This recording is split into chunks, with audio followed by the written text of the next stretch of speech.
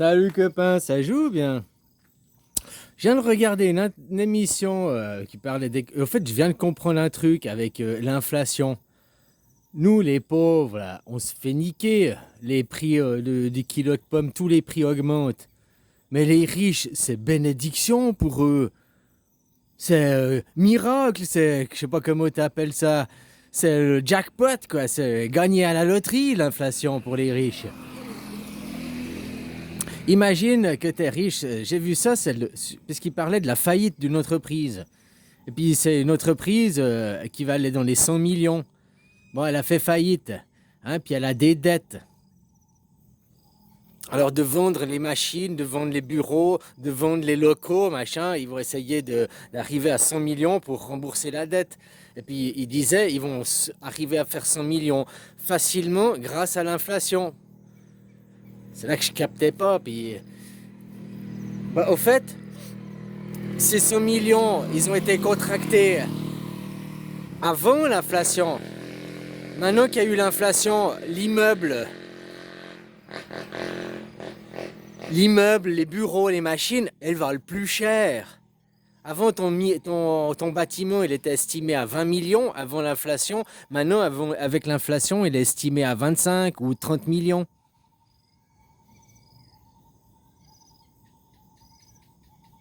T'as compris? Donc maintenant, ils vont vendre des machines au prix d'occasion qui coûtent le même prix que des machines neuves.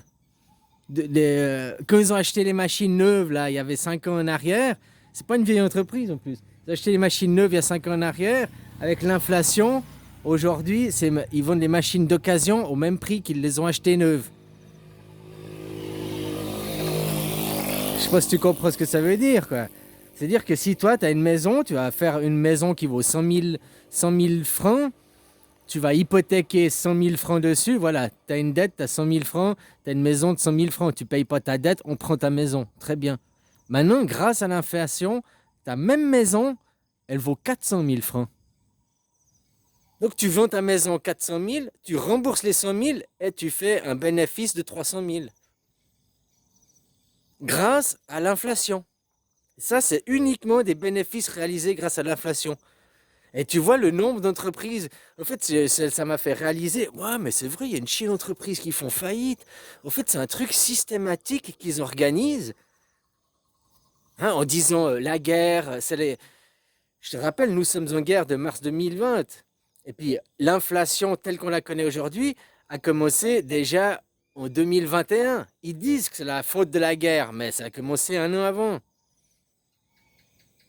C'est comme la guerre contre le Carano, là, en mars 2020. Un an avant, dans des eaux usées, on trouvait des traces déjà de ce virus dans les eaux usées. Donc, c'est pas une ou deux personnes, c'est quand même qu'il y avait une certaine masse de population qui était déjà contaminée un an avant. Donc, tu vois, c'est systématique, c'est organisé, tout ça pour vider les caisses, quoi. Vider les caisses. Ils expliquaient, si dans cette émission, ils parlaient de la dette, machin, qu'aux États-Unis, ça équivaut à 13% de leur budget, c'est la dette. Et puis que maintenant, avec l'inflation, enfin bref, on se fait niquer, quoi. Moi, j'ai oublié ce que je voulais dire. Avec l'inflation, je sais plus ce que ça fait, quoi. C'est que maintenant, leur dette, ils arrivent à peine à payer les intérêts de la dette, je crois. C'est un truc comme ça. Ils arrivent plus à rembourser la dette, quoi. Voilà, mais ça m'a fait tilter. Moi, c'est le truc sur l'entreprise qui fait faillite. Et puis maintenant, d'occasion, elle va vendre quasiment le même prix qu'elle a acheté à neuf, quoi. Et grâce à l'inflation, quoi. Ah, tu vas me dire, oui, mais il a perdu. Il y a eu la... T'as fait un prêt de 100 000 il y a 5 ans en arrière, ou 10 ans en arrière, je sais pas. Avant l'inflation, t'as fait un prêt avant l'inflation. Tu dois rembourser toujours que 100 000. Ton prêt, il est de 100 000, malgré qu'il y a eu l'inflation. On va pas dire, oh, il y a l'inflation sur ton prêt, tu dois rembourser 300 000 maintenant. Ta maison a pris de la valeur à 300 000, mais pas ton prêt. Ton prêt, il est fixé, il y a un montant dessus. Il n'a pas l'inflation. À moins que tu aies fait un prêt avec des intérêts qui ne soient pas fixes, des intérêts, je sais plus comment ça s'appelle, quoi. Indexés, quoi. Donc tu comprends, au fait, ah, c'est de voir l'économie comme ça, ben, de toute façon, on se fait niquer. Avec le fric, hein, les costumes cravates, ils servent juste à faire du marketing et à nous niquer la gueule, quoi. Puis eux, on leur donne des bons salaires, leur faire croire qu'ils ont une aisance, une vie super, de cadre supérieur, quoi. Mais ils récoltent pas l'argent pour eux, hein. Ils, ils récoltent l'argent pour ceux qui sont au-dessus d'eux, quoi, les super banquiers, quoi. Ah, et puis ça finit dans quoi? BlackRock, Vanguard, hein, toutes ces super banques, Rockefeller, Rothschild, JP Morgan et compagnie.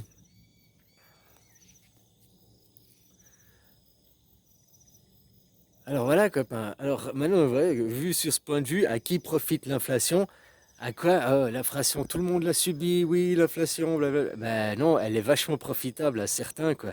Et puis maintenant, il y a des faillites organisées, et nous, là, les gens, qu'on est manipulés par les médias, on trouve normal que plein d'entreprises fassent faillite parce qu'il y a eu Corona, puis que maintenant il y a une inflation, puis que blablabla, blablabla. On trouve que c'est normal, alors que finalement, quand on réfléchit différemment, c'est systématique, et puis c'est systémique, et c'est organisé, quoi. C'est organisé. Pourquoi?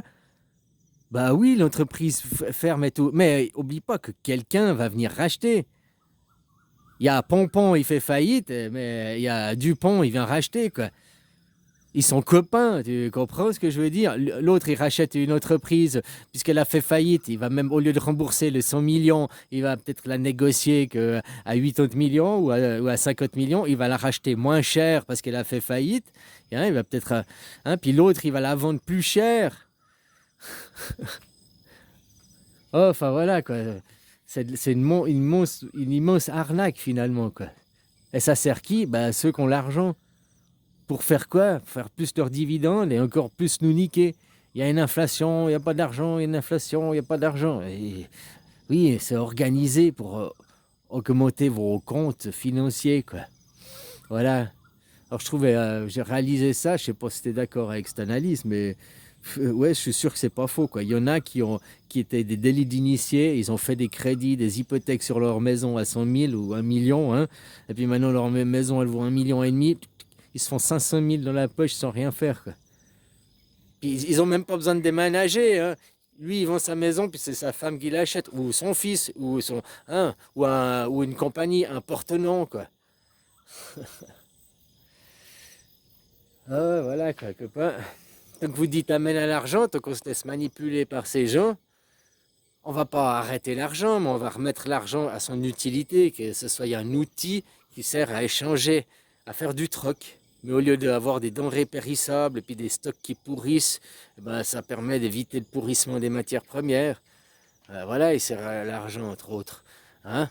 Tu vas pas te balader, tu vas au supermarché, tu vas pas te balader avec des kilos de patates, des kilos de carottes, des petits pois, puis je sais pas quoi, trois jambons sous le bras, et puis aller au supermarché pour essayer. Ouais, j'aimerais changer ci et changer ça, quoi. Et t'arrives pas à changer parce que tout le monde a la même chose à la même saison, quoi. Hein, donc, tu vois, l'argent, c'est aussi un avantage, c'est que tu l'utilises comme outil, pas quand on l'utilise comme arme. Actuellement, il est utilisé comme arme.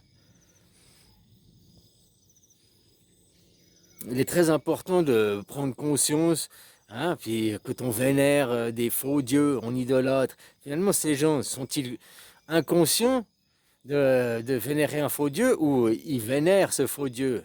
Vengeance et colère, l'Ancien Testament. Je t'ai dit, Jésus n'est pas mort, Jésus est vivant, il est ressuscité, c'est écrit dans le livre. Et Jésus, c'est le futur. Tu es sûr d'aller dans une minute, tu es sûr d'aller à demain, tu es sûr. Mais reviens juste une seconde en arrière, une minute en arrière. Tu peux pas. Le passé n'existe pas, sauf dans la croyance, dans le souvenir des gens. C'est le seul endroit où il existe. Ah, les livres, les machins, mais c'est des idolâtres, tout ça. Ici, si tu regardes, je suis sûr qu'il y a eu des milliers de morts depuis les siècles que l'homme il existe. Sauf que, tu vois, la nature n'a gardé aucun souvenir de ça. Mais l'homme, il a écrit des livres pour garder le souvenir de ça. On vit dans le passé, on se retourne sur le passé et en disant à Jésus, reviens pour un meilleur avenir. Mais l'avenir est là, c'est vous qui lui tournez le dos. C'est vous qui refusez de voir Jésus. Vous vénérez Jésus sur un crucifix. Jésus mort, donc le futur mort. Vous vénérez le passé. On vous a donné des fausses croyances, mais maintenant vous êtes grands, vous êtes des enfants responsables, vous avez des yeux, puis vous pouvez comprendre qu'un homme ensanglanté ne peut diviniser, ne peut aucunement représenter un futur sain et serein, avec des gens qui sont souverains. Votre pays n'est pas souverain parce que déjà, vous n'êtes même pas souverain de vous-même. Vous laissez diriger par un roi, une élite, une oligarchie, la télé, l'influence des autres. Mais quand tu as été planté hors sol, que tu n'as pas des bonnes racines, eh ben, tu te laisses déraciner, tu te laisses influencer. Mais quand tu as des super bonnes racines, on peut couper le tronc et tu redémarres, hein, tu as les racines. Alors quand vos racines sont pourries par le judéo-christianisme, par la religion, ça c'est aussi quelque chose à tomber, hein. Je suis désolé, il faut ouvrir les yeux sur vous-même. Je te dis, je ne chasse pas Jésus de ta vie, je veux que tu le fasses entrer, mais le vrai, celui qui est vivant, celui qui vient sauver, celui qui vient libérer, celui qui aime son prochain, celui qui pardonne. Celui qui ne juge pas, hein, celui qui accepte, celui qui embrasse son voisin, son prochain. Il faut aussi l'être soi. Ton livre, c'est ce qu'il prône, hein, l'amour, la paix. Il ne prône pas fuck les musulmans, ma nation, c'est chez moi. Tu n'as pas le droit de dire que tu dois me laisser vénérer la mort, tu dois me laisser vénérer la croix, le gouvernement, mais lutter et dire je suis anti-gouvernement. Ah, voilà les gens, quoi. Prenez conscience. Et puis, comme je te disais, ce système dominé par l'argent, maintenant tu vois, ouais, c'est vrai, il y a des faillites partout, machin, les entreprises se ferment et tout. Dans moi, comme j'ai reçu, je me disais, bah, c'est la merde, oui, des emplois et tout. Mais quand tu es un riche, quand tu es un hyper riche, et puis que tu avais des crédits qui ont été faits, des emprunts qui ont été faits, maintenant, non seulement bah, tu fais faillite, tu rembourses ton emprunt, mais tu fais un bénéfice, quoi. Eh,